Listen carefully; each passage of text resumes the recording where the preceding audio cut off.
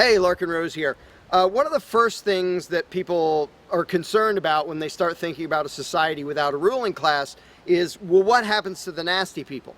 Whether you're talking about people who are just kind of negligent or inconsiderate, play their music too loud at night or leave their trash lying around the woods or whatever it is, all the way up to people who run around attacking and murdering people. So people say, well, what would happen to them? What would we do about that? Some people even go so far as to say, if not for government, there would be nothing to stop people from committing murder and doing whatever other nasty stuff. And it's funny because when somebody says that, there would be no consequences, they could do whatever they wanted and nobody would stop them, the person saying that is implying that he isn't going to do anything. If there's someone running around attacking and murdering innocent people, the guy who said nothing will happen to them, obviously he's not going to do anything or something would happen to them. But not only is he demonstrating his own cowardice when he said there would be nothing to stop murderers, he's also projecting his own immaturity and irresponsibility onto the rest of the world, because he's also saying the other 7 billion people wouldn't do anything about it, which obviously isn't true. I would, wouldn't you? If somebody was running around murdering your neighbors, would you just go, well, there aren't politicians and there's nobody with a badge and we don't have tax collectors and bureaucrats, so oh well, I guess they're just out of luck, they're going to get murdered. And would you not even protect yourself if there wasn't government? Obviously, lots and lots of people, all the sane people, would do whatever they could to protect themselves and defend the innocent. So to say nothing would happen is just really bizarre. And it comes from having a mentality basically of a little kid in a classroom, where the teacher walks out of the room and the kids are just sitting there. We don't know what to do. No authority's telling us what to do.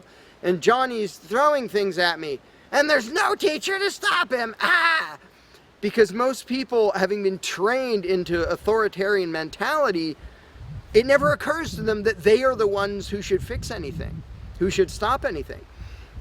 And so when people say, well, what would be done about this and that and the other thing, nasty people doing nasty things, the first thing I ask is, well, what would you do about it? Because people are so into the mentality that there has to be some master plan and some authority who writes down the law of here is what will be done with those people, that people don't think in terms of, well, what would I do about it? Which is why I always ask people, well, what would you do about it? You're a person just as much as me and just as much as the other 7 billion. What would you feel justified in doing if somebody was polluting or playing their music too loud at night or running around murdering people or whatever in between you can think of? Any nasty thing, what would you feel justified in doing about it? Because there's a very basic rule of being a moral human being, which is if it would be wrong for you to do something, don't ask anybody else to do it. And the rule is so simple, so self-evident and obvious that most people will go, well, duh, of course. Trouble is, nobody in the world who believes in government abides by that rule. Nobody. I don't care if you're a constitutionalist, Democrat, Republican, fascist, communist, anything, any kind of statist. There is nobody who believes in government who abides by the most basic rule of morality, which is if it's wrong for you to do something, don't ask somebody else to do it. Because every single candidate, every party, every government always does things that the voters know they themselves have no right to do. And to say something like, well, I'm voting for the guy who's going to tax you less. Well, do you have the right to rob me a little bit less than the other guy? No, you don't. So telling me that, well, somebody was going to rob you more, but I voted for the guy to rob you a little bit less, you are still violating the basic rule of being a human being. If it's wrong for you, don't ask somebody else to do it.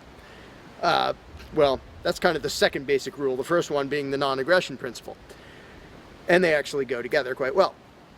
But when people are in the mindset that there's going to be some major centralized plan to deal with whatever, polluters or people who play their music too loud or murderers or whatever else, they have to get out of that mindset. They have to start to think that maybe they are among the people who have to do something about it. So instead of saying, what will be done about such and such, well, what will you do about it? What should I do about it? And this doesn't magically make all the problems go away, but the actual practical challenge of dealing with most disputes is trivial compared to the challenge of getting people to think like responsible adults, where they start to think, well, maybe it's up to me.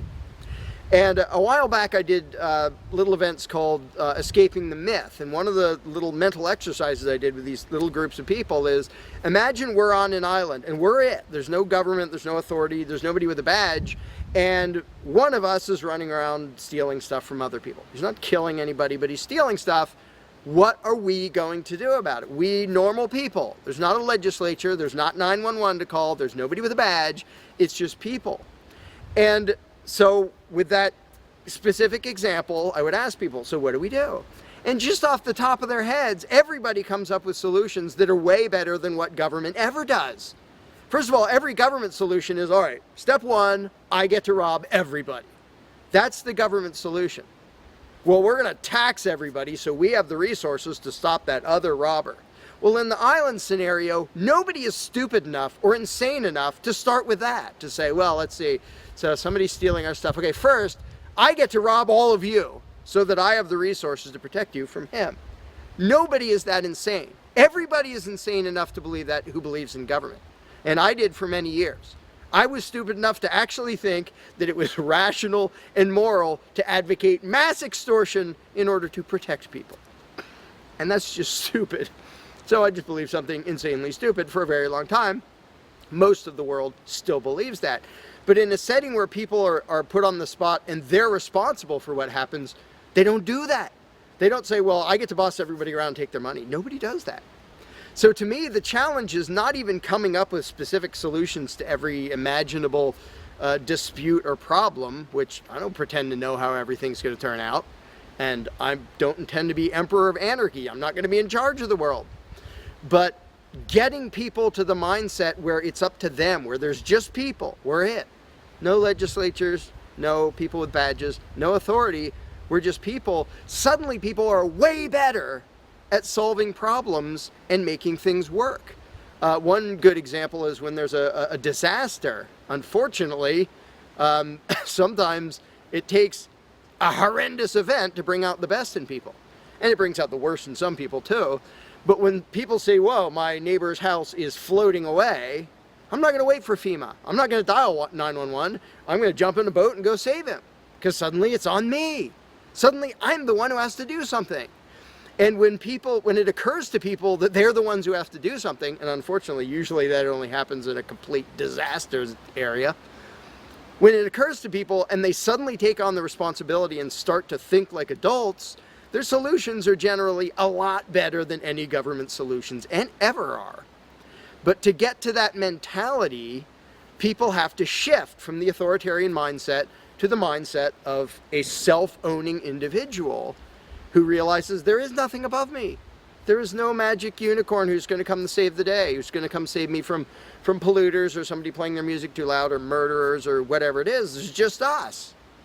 And if we realize that, then first of all, people would stop asking me, well, without a government, how would this be handled? As if I'm going to be in charge. I don't freaking know. What would you do about it? I can tell you what I would do about it.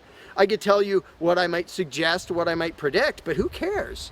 I'm one of 7 billion people. I'm not going to be in charge any more than you are.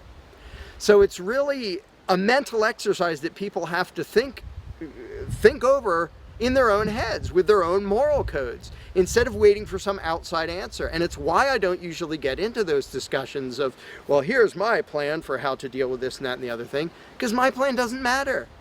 My plan will not be the best plan for any problem you can come up with. There will be a million people with better plans than whatever I could come up with. So don't ask me to describe how you are going to fix problems. I don't freaking know. And you can see the mind shift in people when they grasp that they own themselves and they suddenly realize, oh, okay, well, yeah, there are things we can do to settle disputes, to protect ourselves from attackers, to do this or that or the other thing. But the first step is just grow up. Stop thinking it's somebody else's business to make the world work. Well, how will the poor be cared for? I don't know. What are you going to do? Well, how will we be protected from this? I don't know. What are you going to do about it? And it is inconvenient. It's inconvenient to be a free person where you can't just be a kid in a classroom whining to the teacher to save the day and fix everything and make everything work. where you actually have to be a responsible adult. And that's one of the reasons, one of the main reasons why people like the belief in authority, because then they can live with the lie that all they have to do is obey and do as they're told and everything will be okay. First of all, no, it won't be okay. Second of all, you're not even being a human being. You just threw your free will out the window and became somebody's slave in the hopes that that would help humanity. It doesn't help humanity for you to be a slave. It doesn't help humanity for everybody else to be a slave. It does help humanity for you to start thinking as an adult, responsible human being who owns himself and who accepts that it is your responsibility to figure out how to make the world work.